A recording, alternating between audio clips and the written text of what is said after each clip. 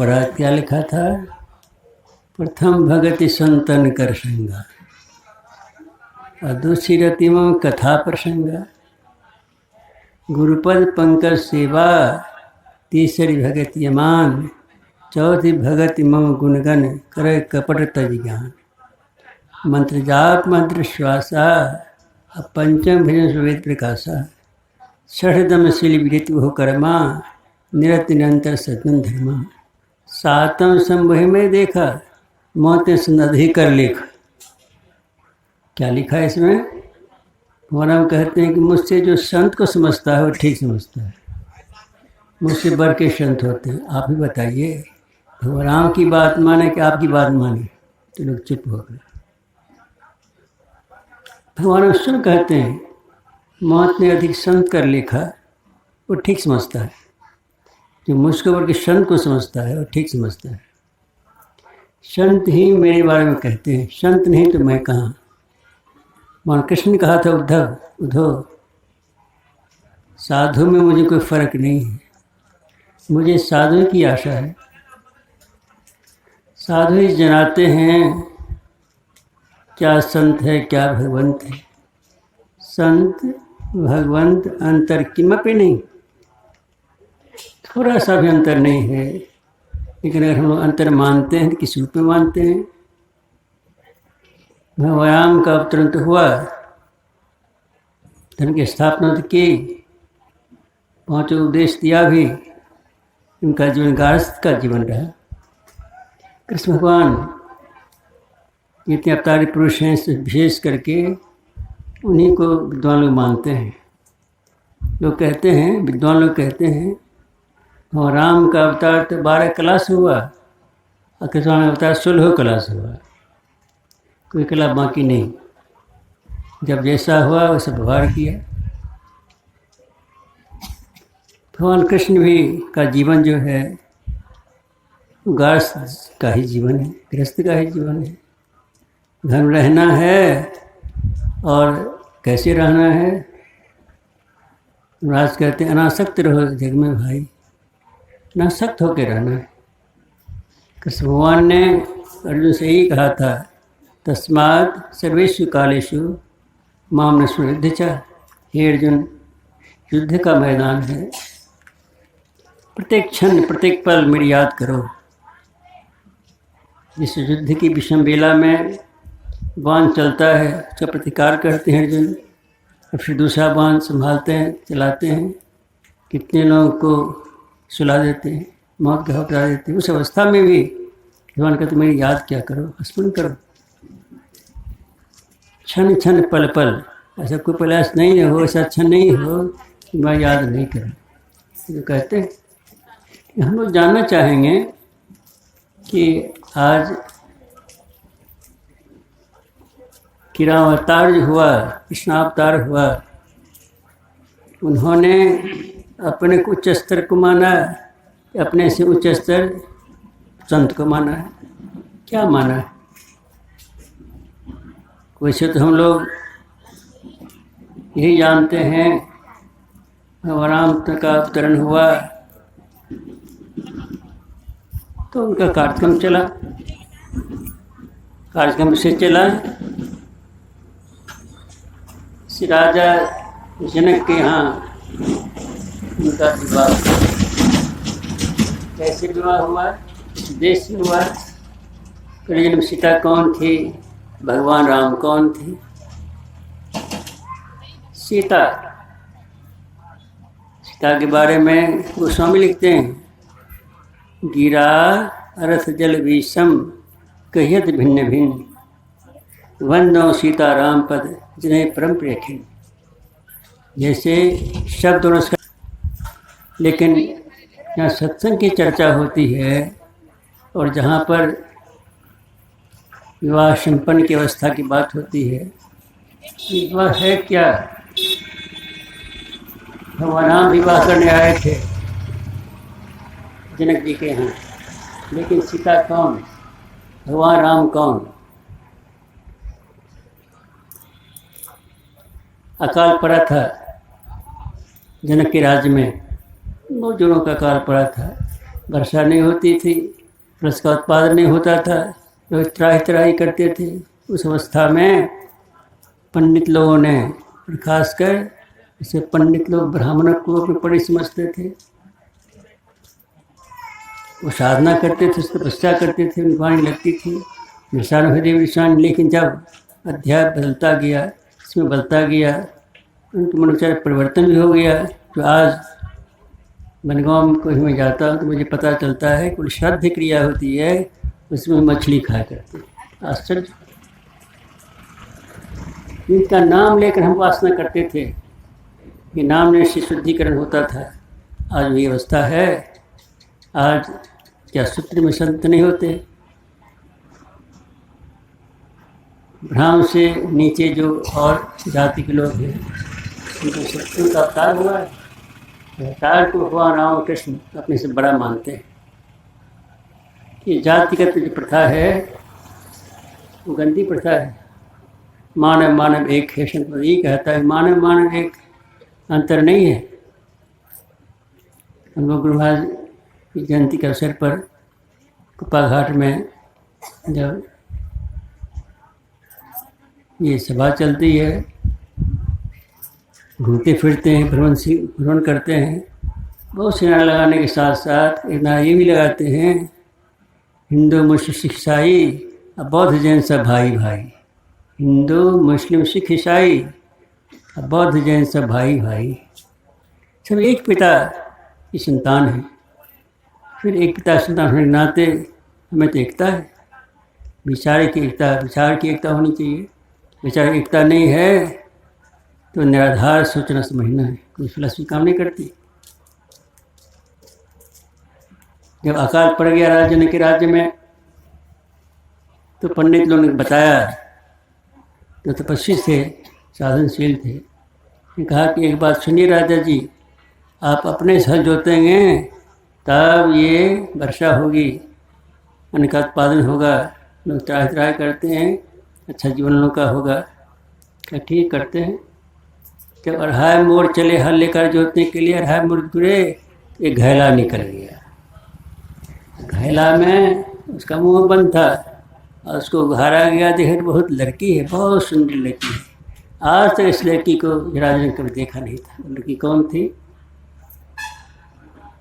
भगवान राम जंगल आए थे। राम को पता चला कि रावण बड़ा खूंखार है, राक्षस है, और पाठा पाठी खाता है, जो खाता है साधु महात्मा के चमड़े और मांस को भी खा जाता है, हड्डी को फेंक देता है।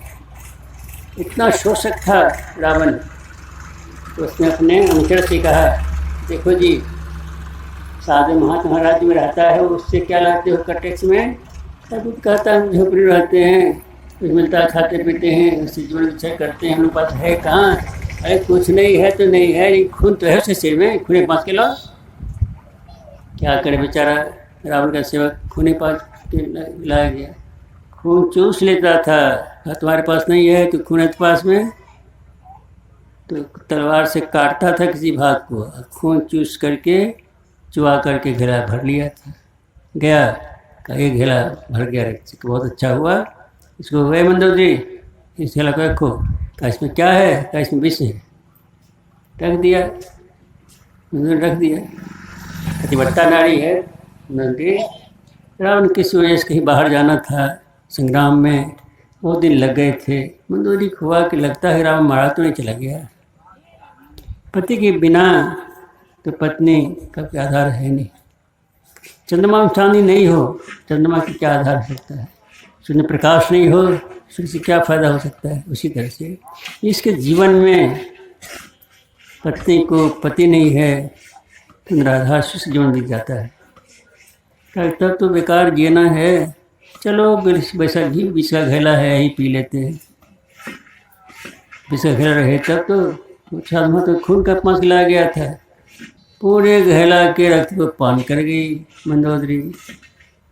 रावण बाद में आए तो कहा, मंदोदरी लाओ, तो वो विष दिया था घड़ा भर के, कहाँ है? कहा को तो मैं पी गई। अपने तो पंडित था ही रावण, चार वेद का ज्ञाता था, वो क्या नहीं जानता था? ये भी जानता था भगवान कि राम जो है कौन है ये जानता था। मंदिर से कहा था, आप कहते हैं कि सीता ये राम भगवान है तो क्यों नहीं सीता लौटा देते हैं। रावण ने कहा था मंदोदरी तुम पगली है, अकेले मुक्त होना चाहता हूँ, पूरे समाज के लोग मैं मुक्त करना चाहता हूँ। बताइए कितना बड़ा राजनीतिक था। इसीलिए सम्मुख होकर के सब रावण को राक्षस भेजता था, लड़ाई करो संग्राम करो। तो राम तो कहते हैं जो मैं सम्मुख हो जाता है, सम्मुख हो जीव ही जब ही जनकूट नाश हो तभी। जब कोई जीव मेरे सामने आ जाता है उसके करोड़ जन्म का जीवन का जो पाप है उसको मैं नष्ट कर डालता हूँ।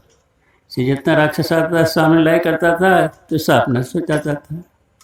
लेकिन बंदर सब क्या होता था, भगवान विजित हो गई, देवता लोग आए थे, इनने कहा था भगवान आपने कल्याण किया है सो उसका ही करने के लिए करें, जैसे ऐसा करो, पंद्रह मर गया है उनकी वर्षा कर दो। दशा हो गई तो क्या हो गया, जे भाल कपे निश्चर नाही, बरसात हो गई, सुधा बरस गए दो दिल माही, जे भाल कपे निश्चर नाही। समझ के बाद सब सच को हुई, लेकिन बंदर से जी उठा, राक्षस जी नहीं उठा। जब मृत सबके समान है तो क्यों नहीं, इसे कि जो राम भगवान राम के बाण से मरता था मुक्त हो जाता था, फिर आएगा कहाँ से। ये बंदर लोग तो भगवान राम को पीठ दिखा के लड़ते थे, इसलिए ये लोग जी गए। ये राज जनक जब घेला मिला तो कैसे मिल गया, पंडित बताया उनसे अब क्या करोगे, ये काम करो, ये अपने राज से बहुत दूर जाकर इसे गाड़ दो, इसकी महत्ता न लग सके। उस राज में बेचैनी होगी, चिंतन होगा, बेफिक्री होगी, अशांति होगी, वर्षा नहीं होगी, तरह तरह लोग करेंगे, अन्न नहीं खाने से लोग मरेंगे, अकाल हो जाएगा। अब जाके दूर कहाँ गाड़ दिया, राजन के राज में गाड़ दिया। अब गाड़ दिया तो गाड़ दिया, तब से वर्षा खत्म हो गई। तो पंडित ने कहा कि आप अपने से खल जोतिए, जोता जैसे अढ़ाई मोड़ से घुरे वही घेला निकल गया। ये बहुत सुंदर लड़की जो सीता के हमारे सामने है। अब सीता जब वर्ष की हो गई, 18 वर्ष की सीता है, 27 वर्ष के भगवान राम है। जीवन को 3 भाग में बांट देने पर 2 भाग लड़की के लिए है, 3 भाग पुरुष के लिए है। 9 27, 9 18, 9 27, 9 18 लड़की का, 9 27 भगवान राम का। इस तरह से समन्वय होना चाहिए उम्र का, तो निर्वाह होता है। बहरहाल अब देखिए क्या हुआ, सीता समर हो गया। फिर समर हुआ, राजा ने सोचा कि इसका विवाह होना चाहिए। अब 18 वर्ष की हो गई है, युवती है, चेहरा आकर्षक है, समाज संसार में कोई सुंदरता है ही नहीं है। सुंदरता भी लजा जाती थी सीता की सुंदरता को देख करके, इतना सुंदर पता नहीं। सीता स्वयं लक्ष्मी का अवतार, स्वयं जो सृष्टि करता है, संसार की देखभाल करने वाली है, कितना सुंदर बन सकती है। अब हो गया, यज्ञ शुरू हो गया, तो यज्ञ शुरू हो गया। एक दिन की बात है, राजनक को भगवान शंकर ने धनुष दिया था रखने की, पूजा करने के लिए। पूजा करते राजनक सब नहीं करते थे। एक दिन कहा सीते एक काम सुनो, बाहर जाना है, इसी पिता की मैं पूजा प्रतिदिन करता हूँ तो इसकी पूजा कर लेना। जाइए पिताजी। राजन चले गए बाहर। सीता ने देखा उस कक्ष में, देखा धनुष बहुत पुराना है और सब घास पात गंदगी से भरा पड़ा है, इसको साफ कर देना चाहिए। क्या किया, सीता ने बाएं हाथ से धनुष को उठाया और दाएं हाथ से लिपाई पुताई कर दी, घास को साफ करके लिपाई पुताई कर दी, रख दिया, जग और पूजा कर लौट आए। दूसरे राजन लौटे आए, इनको पूजा करनी, धनुष की पूजा करनी है। जैसे गए भीतर देखा करे इतना घास पात था, जमा था, गंदा था, इसको उठाया किसने, इस लिपाई पुताई किसने की। सीता बुला सीधी बताओ इस लिपाई पुताई किसने की। क्या पिताजी बहुत घास उस हो गया था, गंदगी भरी पड़ी थी, मैंने सोचा इसको ठीक से उठा लेते हैं, लिपाई पुताई कर देते हैं। मैंने बाएं हाथ से उठाया था उसको, दाहिने भाग से लिपाई करके बैठ रखा, पूजा कर लौट आए। और राजनक हुआ जिसकी भाग में इतनी शक्ति है, संसार कौन ऐसा व्यक्ति है जिस धनुष उठा सके। भगवान शंकर का धनुष था, दिया था पूजा करने के लिए। जिसकी भाग में इतनी शक्ति है उसका दुल्हा कैसा होना चाहिए, उसका पति कैसा होना चाहिए। इसलिए यह अनुष्ठान किया, तो इस धनुष को तोड़ेगा उसके साथ सीता का विवाह होगा। शांत चर्चा चतुर्दिक हो रही है। उसी समय में लंकापति रावण आकाशमार्ग से कहीं जा रहा था। रास्ता था राजन के राज्य होकर आकाशमार्ग से देखा नीचे बहुत गर्जन हो रहा है, बहुत हल्ला हो रहा है, बहुत पताका फहर रहा है। उतर गया रावण, राजन के यहाँ पहुँचा। अरे क्या हो रहा है? ये सीता के संबर है। क्या सीता संबर है? ये धनुष को तोड़े, उससे हलाओ कहाँ धनुष है, हम तो रहे। धनुष दिया, उठा तो लिया था रावण ने, बाल की रामायण में आया, उठा तो लिया था।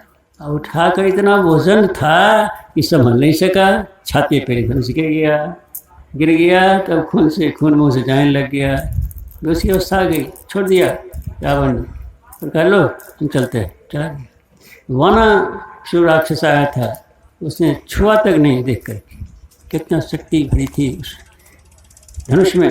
देखिए क्या हुआ, वही धनुष आज रज्ञशाला में रखा हुआ है और राज ने आह्वान किया है, जो इस धनुष तोड़े उससे सीधा विवाह होगा। राजा महाराज कहाँ से राजा महाराज लोग आए, कितने राक्षस लोग आए, कितने देवता लोग आए, अपने वेश को बदल के आए, सब बैठ के और यही प्रचार किया राज ने। देखिए ऐसा सबसे कि इस धनुष को तोड़िएगा उससे सीधा विवाह होगा, ये इसीलिए संभव है। बड़ा अच्छा लिखा है, तमक धरे धन मोर नृप,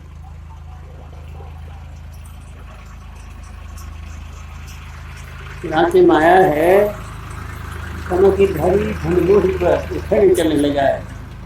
तमक करके राजा उठता है, मूढ़ राजा है, जिसे पकड़ता है उठाना जो मात्र में नहीं खिसकता है, ले जाकर लौट के बैठ जाता है अपने स्थान पर। इस तरह से करते करते बाद ऐसा हुआ कि भूख दस एक ही बारा उठे लगा ट्रेन टारा। 10,000 भूख मिल करके उठाना चाहा तो नहीं उठा। कितना गर्व था, कितना गंभीर था, कितना भारी वजन का था। अब तो हो गया, राजा ने को विवाह नहीं होगा, धन से नहीं टूटे, विवाह होगा कैसे? और जो लड़कियां रहती हैं, रानियां रहती हैं, औरतें रहती हैं, उनको अब सोच होता है हमारी लड़की कुमारी रह जाएगी। अब कुमारी रह जाएगी, लड़की कुमारी रहे अच्छा होगा, लड़की का विवाह होना चाहिए। कुमारी लड़की अपने घर में, आपके घर में सब रहने वाली होती है, जाने वाली रहती है। समय अंतराल में वो रहती है, संतरे का अंतराल बदलता है, फिर उसको आप बाहर हो जाते हैं। अब हो गया प्रचार, सीधा विवाह नहीं होगा। राजन के खड़े हो गए, साहब से कहा सुनिए, तजवास निज निज के चाहो, लिखा नहीं विधि वैदे विवाह। अब वैदिक विवाह नहीं लिखा है, इसलिए साथ छूटा लोग चली जाएगी। इस बात को सुन लिया, लक्ष्मण जी बैठे थे, भगवान में बैठे थे। जब लक्ष्मण सुन लिया, जाके भगवान राम के चरण में झुक करके कहा, भैया हमको आदेश चाहिए। जो रावण शासन पाऊँ, कंदु ब्रह्मांड उठाऊँ, तोरों छत्र धन जमी तब प्रतापनाथ, जौन करो पुरपत सुपत पुणी धन धनुष। ये भैया आपका आदेश पाऊँ तो ये पिनाक धनुष क्या है, पूरे पृथ्वी उठा करके मैं कितनी दूर लेके जा सकता हूँ। तोरों छत्र धन जमी तब प्रतापनाथ, ये बड़ा छत्ता होता है ना, उसको छुइए तुरंत से टूट जाता, उसी तरह से मैं छूँगा टूट जाएगा। भगवान का बैठो, तब ये आदेश किया भगवान राम को विश्वामित्र जी ने, हे राम उठो और चाँप को तोड़ो, उठो तात भंजो भव तापा, हे तात उठो और धनुष को तोड़ो। आदेश ऐसा है, छोड़ना नहीं, तोड़ना। जैसे छुए बस टूट गया, 3 खंड हो गया, एक आकाश एक पाताल पृथ्वी पर। खंड के टूटने से, धनुष के टूटने से उसमें लिखा हुआ था 12 विवाह हुआ। विवाह होने के बाद विदाई भी होती है। विवाह से हुआ, रात खबर दी गई, सब लोग आए वहाँ पर, सब धस करके हाथी घोड़ा के साथ है, रथ के साथ आए, बड़े धुआं से विवाह संपन्न हुआ। उसके बाद विदाई हो गई। अब विदाई हो गई तो सीता को क्या आदेश मिलता है? माता कहती है, सीता एक बात सुन लो, सास ससुर गुरु सेवा करी हो, पत्र लिखी अनुसरियो, पत्र रखी अनुसरियो। ये सीते सास की सेवा करना, अब पति के रुख को देकर करना। पति सेवा करना, सास की सेवा करना, सास गुरु की सेवा कर दिया। गुरु का क्यों? 11 जीवन जो है बिना गुरु के खाली हो जाता है। जिसके जीवन में गुरु नहीं है उसका जीवन सरस नहीं होता है, जीवन दशा नहीं होता है, अच्छा ज्ञान नहीं मिलता है और मूर्ता बनी रहती है। इसलिए गुरु को सर्वोपरि राम माना गया है। आप देखेंगे जीवन के तीसरे पन में भगवान राम दीक्षा ली थी वशिष्ठ मुनि से कि ध्यान कैसे करना चाहिए। ध्यान के बारे में जब बताया कि ध्यान कैसे करो, वासिष्ठ पुराण में आया है, द्वादश पर्यन्ते नासा बिंबे प्रांतयां रुधते। हे राम, द्वादश अंगुल पर ध्यान करो। द्वादश अंगुल क्या है? ये परिमाण है, 12 अंगुल पर तुम देखना है। और ये भगवान कृष्ण यही कहते हैं, साधु महात्मा यही कहते हैं, देखना कहाँ देखना है? आँख खोल देखना है कि आँख बंद कर देखना है? ना, आँख बंद करके देखना है। अरे आँख बंद हुई तो देखा क्या जाए? कुछ देखा जाएगा? कुछ नहीं देखा जाएगा।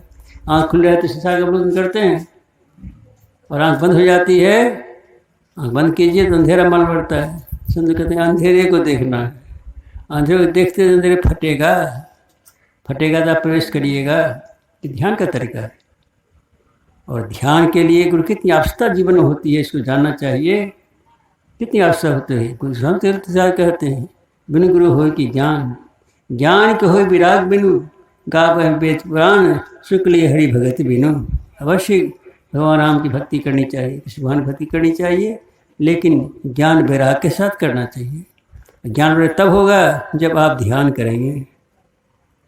जब ध्यान करेंगे तब ज्ञान उपजेगा, तब विराग होगा। विराग मतलब राग रहित हो जाना। ज्ञान क्या? सारी ज्ञान, आत्मिक ज्ञान, आत्मा ज्ञान होगा। यहाँ ज्ञान से मतलब आत्मा ज्ञान, परमात्मा ज्ञान होगा। सत्संग करेंगे तो साधु महात्मा गुरु में बतलाएंगे कि ज्ञान है क्या। वेद 4 तरह की जानकारी चर्चा हुई है। एक श्रवण ज्ञान है, मनन ज्ञान है, निध्यासन ज्ञान है, अनुभव ज्ञान है। 4 तरह ज्ञान को स्पष्ट तरह समझने के लिए संत बतलाते हैं। इसको समझो पहले ज्ञान क्या? श्रवण, ये बाहर का सुनना, सुनने का बाहर का सुनना होता है, श्रवण। मन चिंतन तो करिए, और नहीं सुन करके छोड़ दीजिए तब तो कुछ नहीं हुआ। मन कीजिए तो निध्यासन, उसको अपने बाहर में लाइए तो अनुभव ज्ञान होगा। इस अनुभव के सीखने के लिए अनुभव का ज्ञान तब होता है जब कोई ध्यान करता है, तब। बिना ध्यान के अनुभव ज्ञान नहीं होगा। भगवान राम को वशिष्ठ मुनि ने ध्यान करते रहे बताया, का ध्यान करो, द्वादश पर्यंत पर करो, इस तरीका से बता दिया। अब भगवान राम ध्यान करने लगे। अब ध्यान करने के बाद ध्यान टूट भी गया उनका। जैसे ही वासिष्ठ में लिखा है, ध्यान टूटा, कहा गुरुदेव बड़ा कठिन है। क्या कठिन है? गुरुदेव, मैं समुद्र सारे पानी के चुल्हे उठा सकता हूँ, हिमालय पहाड़ को इंगली पर उठा सकता हूँ, पृथ्वी उठा सकता हूँ, लेकिन ये मन को नियंत्रण करना मेरे कठिन मालूम पड़ता है। मन इतना तीव्रगामी है, इतना तीव्र ढंग से चलता है, इसकी जोर का चलने वाला कुछ है ही नहीं। तुरंत कहाँ से कहाँ चला जाएगा, तुरंत अभी चला जाएगा गाय पर, बैल पर, घोड़ा पर, बख्तियारपुर में, सहरसा में, ये पाकिस्तान चला जाएगा, कभी इंडिया चला, कभी अमेरिका चला, तुरंत जाता है, तुरंत आता है। इस गति के सामने किसी गति है? बिजली गति 1 सेकंड में 1,86,000 फ्रीक्वेंसी की है। लेकिन ये जो मन है, इसकी फ्रीक्वेंसी है, जैसे सोचा वैसे पहुँच गया। नानक जी महाराज जब अपने धर्म का प्रचार करने लगे, सब धर्म एक है, उसके लिए गृहस्थ जीवन ही बेहतर है। घर में रहो, ध्यान करो, साधना करो। ध्यान में जब अवस्था उनके आगे बढ़ गई, अध्यात्म ज्ञान को प्राप्त कर लिया, ईश्वर से मिल गए, तो बाला एक था उनका सेवक, उसको लिया साथ में, तो बाजा बजाता था, गाना भी आता था। कहा बाला आज जाना है वहाँ पर, तो बहुत दूर है गुरुदेव। अरे आँख बंद करो। आँख बंद की तो वहाँ पहुँच गए। कहा कि अफ्रीका जाना है गुरुदेव, बहुत जंगलात इलाका है, बहुत दूर है। अरे आँखें बंद करो। आँख बंद की वहाँ पहुँच गए। ये क्या है? इस शरीर को लेकर भी गुरु चल देते हैं। भगवान बुद्ध तो 500 शिष्यों साल पर उड़ते थे, 500 शिष्यों उड़ते थे। ये चीज़ चमत्कारी है, चमत्कार है। लेकिन जो संत महात्मा होते हैं दिखा करके व्यवहार में सदाचार का प्रयोग करते हैं। एक साधु आए थे कुप्पा घाट में, तो गुरु महाराज बैठे हुए थे, साधु आए, गुरु महाराज को प्रणाम तो किया और साथ से कहा गुरु महाराज को कि चमत्कार है तो सत्कार है। क्या बोले? चमत्कार सत्कार है। अरे मैं तो सत्ताचार ये मानता हूँ, सदाचार को मानता हूँ। सदाचार है तो जीवन है, सदाचार भी जीवन जो है वृथा चला जाता है, गंदगी चली आती है। शिष्टाचार का पालन कैसे करो? 5 पाँव से हटो। गुरु महाराज जी कहते हैं जो निज घट रस चाहो तो अपने 5 पाँव से हरदम खूब बचाओ। एक झूठ नशा है, दूसरा तीसरा नारायणी पड़के हो, चौथी चोरी, पंचम दिल से निगलाओ। ये 5 जो हैं, झूठ चोरी नशा सब विचार, इसे लग रही तो साथ का पालन होगा। इसलिए जो ध्यान करने की बात है उस साथ के पालन की बात है। ध्यान भी करिए और साथ पालन नहीं करिए, ध्यान का क्या फल मिलेगा? इसलिए भगवान राम ने भी असमर्था बतलाई थी मन के सामने। और कृष्ण भगवान के सामने अर्जुन ने कहा था भगवान ये क्या बताते हैं ध्यान के बारे में, कि बड़ा मुश्किल है। मैं बाण से चला करके बस वायु को बस कर सकता हूँ, मेरे बाण चलने से लोग को नष्ट कर सकता है मेरा बाण। लेकिन ये जो कहते हैं कि मन को नियंत्रण करो, बड़ा कठिन मालूम पड़ता है। घबराओ नहीं अर्जुन, होगा। कैसे होगा भगवान? अभ्यास सिंधु कौन थे वैराग्य जिंदगी रहते। अभ्यास वैराग करो, अभ्यास कर प्रैक्टिस करनी होगी और वैराग करो। इसका जीवन वैराग्य नहीं है, रागे है, काम है, क्रोध है, लोभ है, छत्रपंच है, यौनता है, द्वंद्वता है, तो तब विराग है क्या? जहाँ पर समवस्था रहते, शुद्ध में समवस्था है, चंडीगढ़ में समवस्था है, और राग रहित है, किसी प्रति भावना नहीं है, राग रहित है। ऐसा जो नहीं हो तो अभ्यास से होगा, लेकिन अभ्यास कुछ होता नहीं है। गुरु महाराज जी कहते हैं ध्यान करो तो कैसे करो? ध्यान अभ्यास करो, सदी चातक दृष्टि बनाई हो, चातक दृष्टि बनाकर अभ्यास करना होगा। चातक कैसी दृष्टि होती है? चातक क्या करेगा? आकाश में दिखता रहेगा, प्यासा है, पानी है कुआं में, नल में पानी है, गड्ढा में पानी है, नदी में पानी है, लेकिन नहीं पिएगा। हम लोगों के धर्म में 27 नक्षत्र हैं, एक नक्षत्र का 7 नक्षत्र, उन नक्षत्र में एको बूंद वर्षा गिर जाती है, एको बूंद पानी गिर जाता है, पी करके संतुष्ट हो जाता है। चातक दृष्टि बनानी है, ध्यान करना, चातक देखते रहना है। देखते देखते देखते देखते अंधेरा फट जाता है। अंधेरा जहाँ तक है अज्ञानता है, अगर पार तो कर जाइए। इसलिए अंधेरा पार करने पर तब वो मिलता है जिसका भजन करना चाहिए। दोहावली में तुलसीदास लिखा है वर्णात्मक, ध्वन्यात्मक, श्रवणात्मक विधि 3, त्रिविध अनुभव तुलसी कहीं प्रवीण। गोस्वामी जी कहते हैं राम का नाम उच्चारण 3 तरह से होता है। एक वर्णात्मक है, राम राम कहते हैं, कृष्ण कहते हैं, वर्ण अक्षर से करते हैं। एक क्या है? ध्वन्यात्मक, ध्वनि मात्र। ध्वनि मात्र क्या है? तीसरा श्रवणात्मक, सुनने वाला है। तो दूसरा राम राम कहता है, हम लोग सुनते हैं, श्रवणात्मक है। एक ध्वनि मात्र क्या है? ध्वनि ही आवाज़ शब्द है, जिसको सार शब्द कहते हैं। सार शब्द ही ना मिला भाव नहीं कोई। ध्वनि ऐसी होती है जिसमें पकड़ करके हम लोग मिलते हैं। कृष्ण भगवान ने कहा था अर्जुन सुनो, मुझको देखा है तुमने? कहा ध्यान देखा है। महिला क्या करती है? सिक्की निकालती है, नशे में इसको फूंक डालती है। उसी तरह से इस शरीर में तुम सिक्की स्वरूप हो, तुम्हारे शरीर में मुझ है, मुझको हटा दो, सिक्की से काम चलेगा। इस आत्मा की पहचान, इस सच्ची पहचान है। इसलिए भगवान राम और भगवान कृष्ण के संदेश में बड़ी समानता है। दोनों एक ही पथ के पथिक हैं, सब एक ही तरह का ज्ञान देते हैं। ज्ञान ध्यान की बात करते हैं। भगवान राम ध्यान बात नहीं करते क्या? भगवान ध्यान बात नहीं करते? अरे भगवान के अवतार तो बहुत से हैं, 23 अवतार बहुत प्रमुख माने जाते हैं। कभी सुगर बन जाते हैं, कभी मछली बन जाते हैं, कभी कछुआ बन जाते हैं, नहीं बन जाते हैं। कभी क्या करते हैं, नृसिंह अवतार हो जाता है, कृष्ण अवतार हो जाए, राम अवतार हो गया, बहुत अवतार होते हैं। लेकिन इस अवतार का उद्देश्य यही है धर्माचरण करना, धर्म की स्थापना करना। पृथ्वी बनी है, धर्म की स्थापना नहीं है, तुम्हारा जो कलह पूर्ण हो जाता है। धर्म की स्थापना, धर्म पर चलना चाहिए। धर्म वो है, बाल भक्त ने बड़ा अच्छा कहा, धर्म वो है जिसके आचरण से एक और पारलौकिक दोनों में सुख में हो, शांति में हो, शांतिप्रद। जो ये आज ठीक है, अकल भूखा रहना पर ठीक नहीं है, ऐसा आचरण होना चाहिए। दोनों लोक में जीवन सुखी रहे। यह लोक जो है ये नश्वर है, फिर भी हम लोग रहते हैं, बड़ा अच्छा ही मन लगता है। इसे छोटे पर दूसरा लोक मिलेगा जो पारलौकिक जीवन है उसमें हमको सुख मिले, शांति मिले। लेकिन कैसा सुख शांति?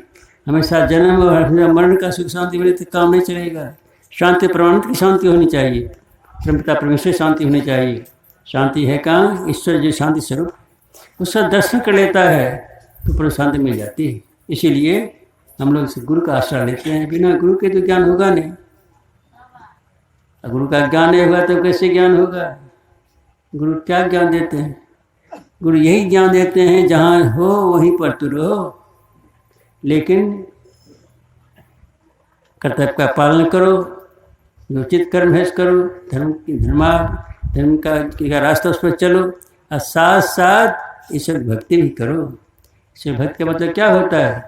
सुनिए, असत प्रण छाया है, पूजा कोटि समय स्तोत्र, असत कोटि समय जप, जाप कोटि समय ध्यान, ध्यान कोटि समय लय।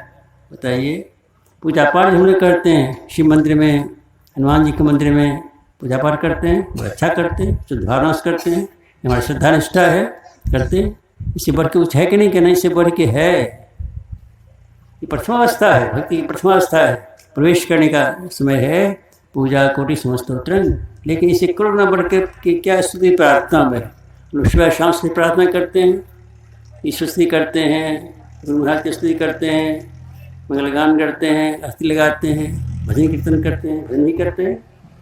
कुछ प्रश्न की बात होती है तो ये जो स्तुति प्रार्थना का क्रम है, पूजा पाठ से करुणा फल देने वाला ये स्तुति प्रार्थना, पूजा के समय जपा, ये जो स्तंभ वस्तु प्राणी से बढ़ के करुणा फल देने वाला जप। राम ने कहा था नवधावती सबरी को, सुरमन सबरी मंत्र जाप मंत्र श्वासा पंचम वेद प्रकाशा। हम इसलिए कहते हैं वेद में यही बात है, मत जाप जो है यही आधार है, यही मूलाधार है। इसका जप करता है सब बड़ा कल्याण होता है।